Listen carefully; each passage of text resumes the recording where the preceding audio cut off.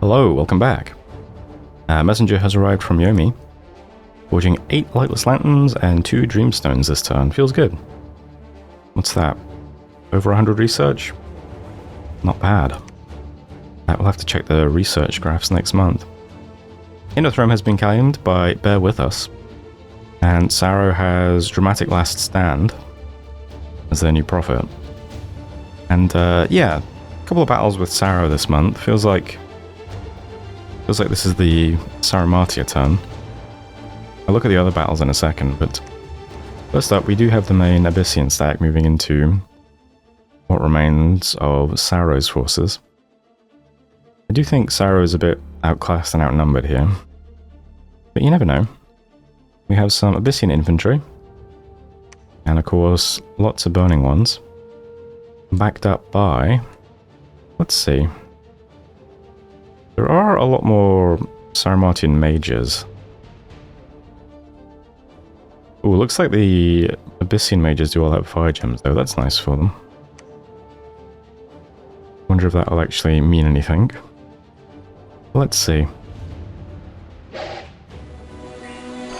Saro, of course, still just nether bolts. I don't think they've done much research over the last dozen or so turns. We've got the Uyapatas on attack immediately. I think they're probably just going to end up surrounded and beaten down pretty quickly.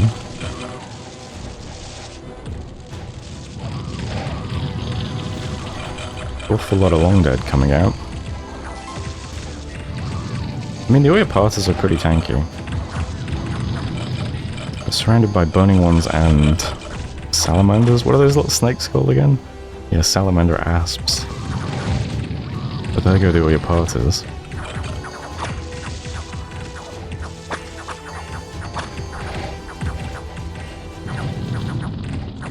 Lots of long dead to get through, but that probably won't be too difficult for the burning ones either.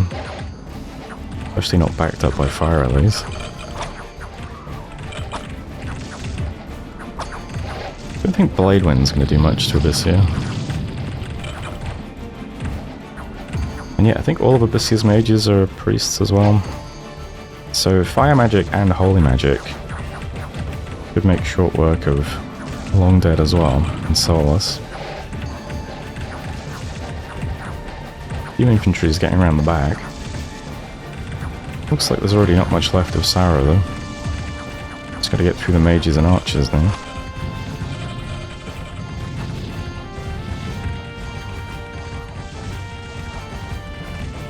It does take them a minute to kill these things.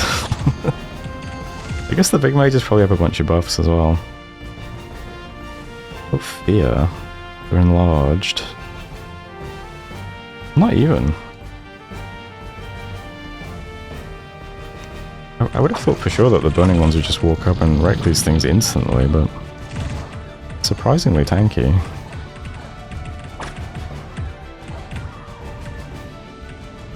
But there we go.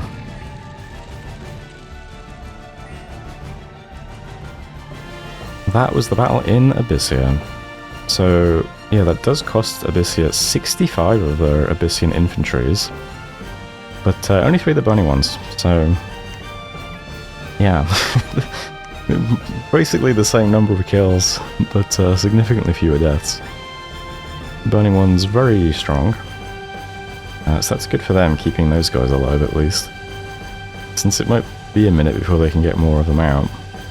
As for Saro, probably the end of them. They also had their final battle in the Land of Feelings.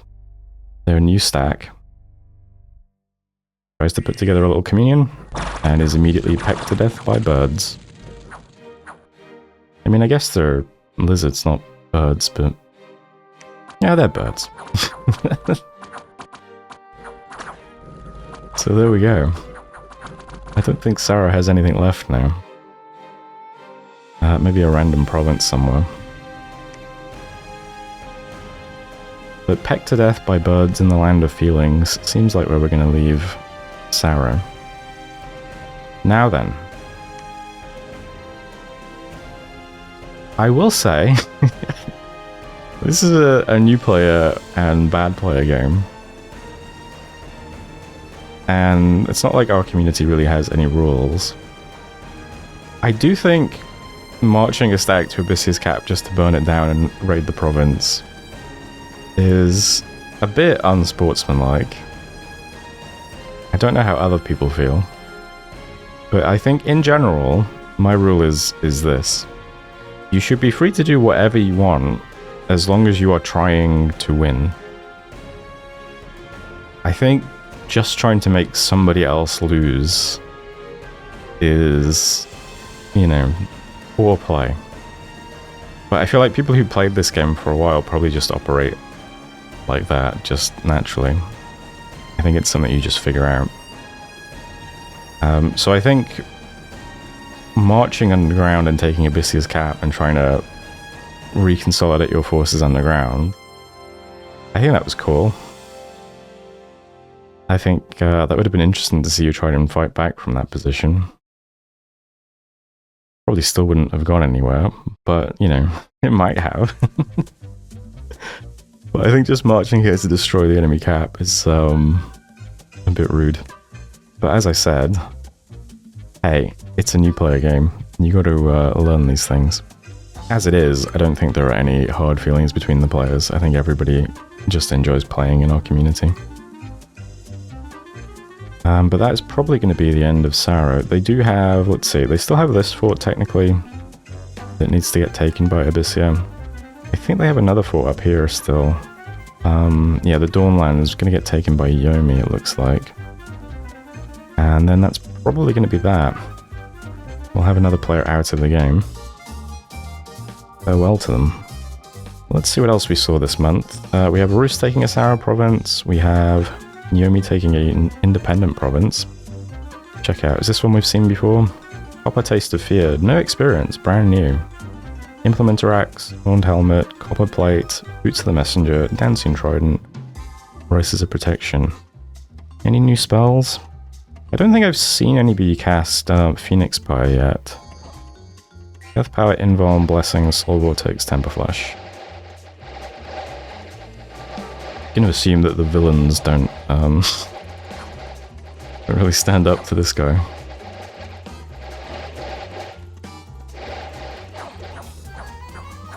That's nice. Caught a bunch of them on the retreat, get some more experience.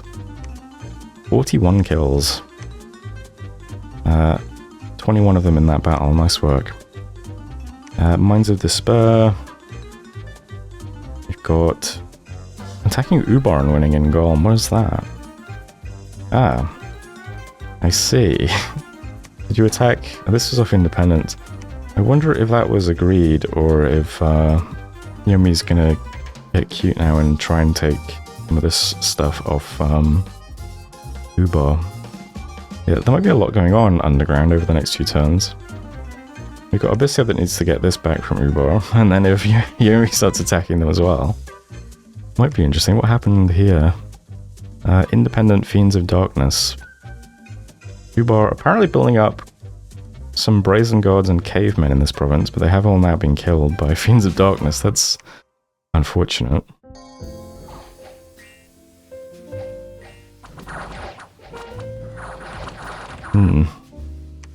What other battles did we get? So we got Golem, Abyssea, you got Fukan. Rus still dealing with the barbarians. We have Forbidden Land Parcel. Veritas, this looks like taking another throne. How are you doing these days? Ah, this is the big guy throne. Elephants and Vine Ogres. And a Thunderstrike, very nice.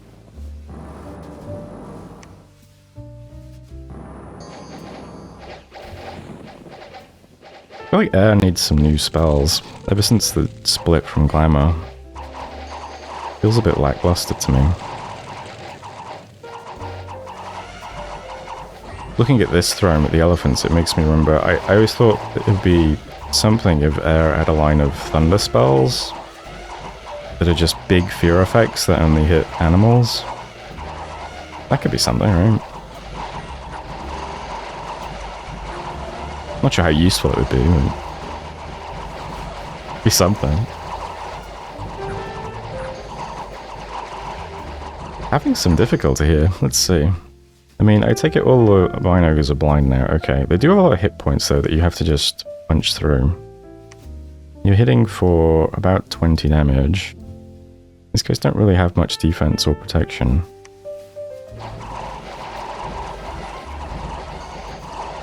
I guess it just takes a minute to get through them all. That's a lot of hit points on the field. Well, it looks like the mages have routed, so they're disintegrating. That's nice. Not often you see elephants alive until the very end of a battle. That's surprising. But there we go. They lost 30 Colossi warriors. And a Stormcaller, apparently. Probably to a Slinger, if I had to guess. They pick up Forbidden Land Parcel. This is Throne of Gaia.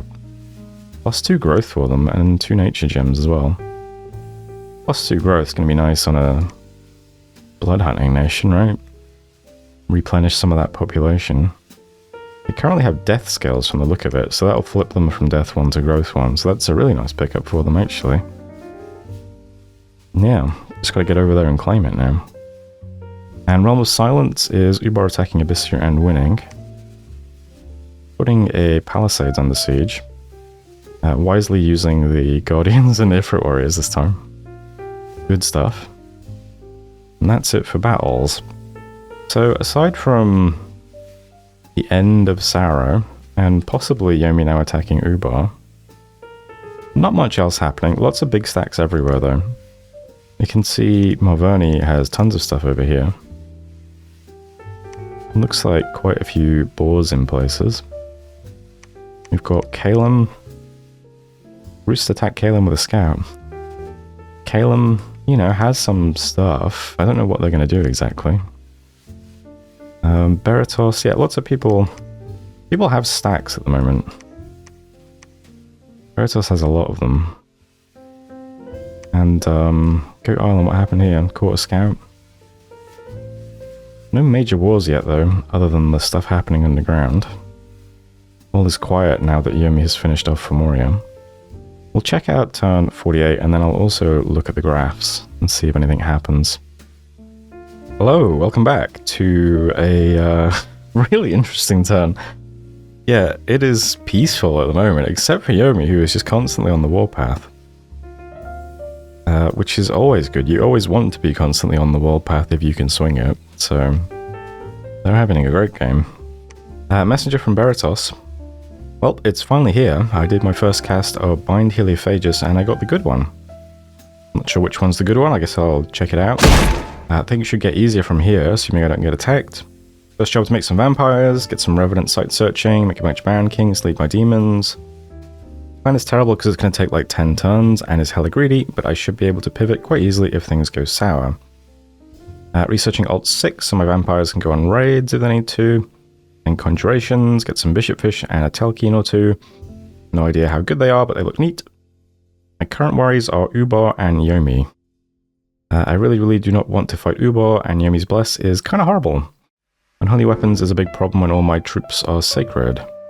In a few turns I might pivot to something like Force of Darkness or the Storm Demon summon. Staff of Storm shouldn't be too hard for me to make, and I really like Storm Demons. I think everybody likes Storm Demons.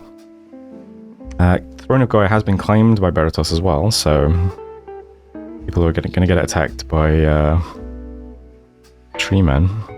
And then we have one battle between Roos and Abyssia. Where was this? Nothing too interesting anyway. It looks like it's underground. This might be a case of, yeah, I thought it might be here. Might be a case of everybody knows that Abyssia just got screwed and is weak, so let's all quickly grab their stuff, which is a pretty common occurrence in games of Dominions. And then we also have Underhome. I'll just check out the Dionis. We have Pine Sap, no ability yet.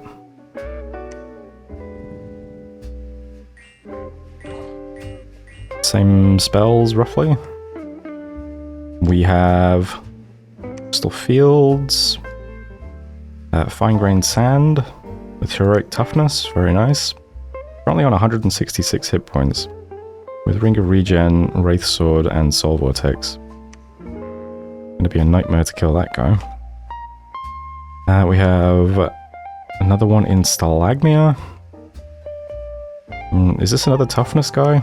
Damn, you got lucky with that. More of the mountains. Similar sort of gear. Oh, are you the stealthy guy? Was that a shade mail? The stealthy Dione, very nice. Only 20 though. And then we also have Yomi taking a fort with a Dione too. Either to do blessings, this guy gets 5 buffs. 9-volt battery. Let's see. Priest dies immediately. Iron Will in the rotation. You are on spellcast instead of attack. Nope, you're on nothing, it looks like. Interesting. I mean, I always like it when you can get away with having commanders just on nothing. It's that they do what they want.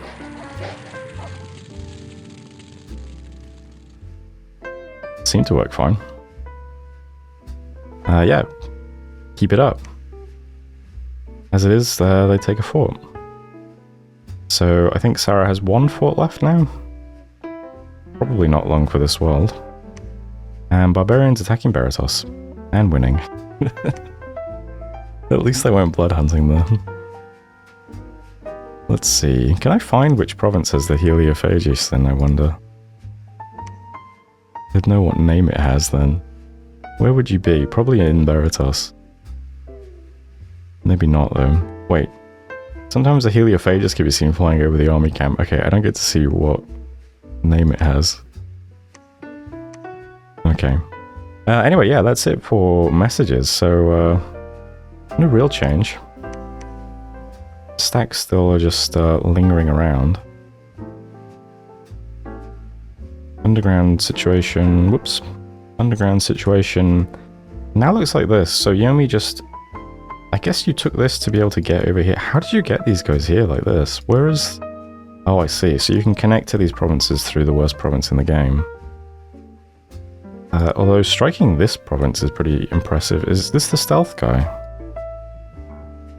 It is, okay. So you stealthed over to Stalagmia and grabbed that. Yeah, Yomi really putting out the aggression with the Diones. Not going to be a good situation if Yomi ends up with all of these surface holdings and then additionally grabs a ton of cave stuff.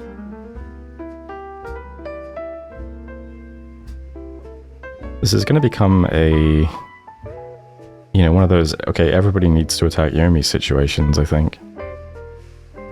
I'm not sure if the lobby will, I don't know, recognize that, but you never know. A lot of people still nervous about Ubar, who has been left alone. I think Ubar, of course, is a nation with a pretty potent reputation, but I mean, mostly in the early game, right? When the units just outclass everything. I guess the other problem is, though, that it's hard to scout them out. I wonder if Marvoni's considering attacking them through here. Or if this is just another player scared of Ubar and sticking a bunch of stuff on the border to avoid being attacked. I guess we'll find out eventually. What is happening here? You raiding?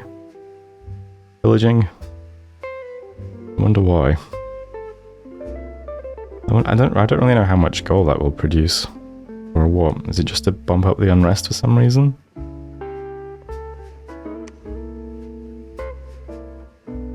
Okay, enough looking around. Let's take a look at the graphs then, see how things look at the moment. So province-wise, yeah, clear big guy is Yomi. Continuing to pull ahead, although Rus and Baratos are still competitive. Marvoni, Ubar, Kalem, all kind of flatlined, have not really expanded much over the last, let's say, fifth of the game, which is never a good position to be in. Forts, we have Rus and Baratos in first. I guess technically they could get out the most mages right now. I think they both get a really cheap mage as well, or am I thinking of somebody else? Let me just double check that. So Rus is... what's your flag again? This one. You get a really cheap mage, or am I thinking of the wrong... Oh, you get a really cheap priest, okay. And wizard is 175. Not what I would consider super cheap, but still, if you're big and you've got tons of income, you could get one of these out of quite a lot of forts, couldn't you? It's not too bad. And Beratos, you have 110 gold mage. Now we're talking. That's closer to what I would consider cheap. The dream, of course, is to have mages that are under 100 gold. Like, is it yogis that are like the ultra, giga, omega cheap mages? I always think Furbolg are kind of cheap as well. Is that correct? You get the Furbolg mages. 105, yeah. So, things like that are really great to spam for research. Anyway, yeah. Rus and Beratos with lots of forts. Yomi with as many forts as Malverne. I don't think they care as much about forts, but I could be wrong about that. Seems like they're getting a ton of research from forging stuff anyway, so that'll make up for it. We'll look at research in a moment though, see who's actually out in front. Income, Rus way ahead, Beratos just behind. Yomi on a massive upswing though, over the last few turns taking all of the Warriors provinces, I guess. That's interesting. I wonder if this is from pillaging. Maybe they're pillaging a bunch of provinces for short-term gains. I really don't know. I'm not sure if that would be good or bad for gold amounts. I've never really tried to pillage for gold. I really have no idea. But that's interesting how the climb is really surprising to me there. I guess they have just had the same climb in provinces though, so maybe it's not too surprising. I guess, yeah, the thing is they're constantly on the warpath, they're just constantly gaining new territory, so it makes sense that their income would be on a nice steep incline, doesn't it? Gem income, yeah, I mean this is such a problem. Income doesn't matter too much for units if you just have tons of gems and you can summon 10,000 sacreds every turn, does it? I mean, no one is even close to Yomi. It's such a good position for them to be in. Biggest player, more gems than like, practically the entire lobby combined, with a conjuration discount site. It just seems like they're very quickly going to become unstoppable, unless a coalition against them takes shape pretty quickly. Try and get a handle on things, but I don't know, from what we've been told, nobody really making any huge moves against Yomi yet. Blood income. Alright, Beratos, you know, steadily increasing things, that's good. They haven't flatlined on blood income at all. Rus on the way into blood income as well, very nice. Putting those garnet Amazons to work. Okay, research. How are things looking? So Beratos and Rus still joint first, more or less. Beratos has done some real catching up over the last few turns and is now overtaking Rus. So whatever they've been doing to enhance their research is, yeah, really paying off. Yomi, don't notice much of a change after all that forging they did yet.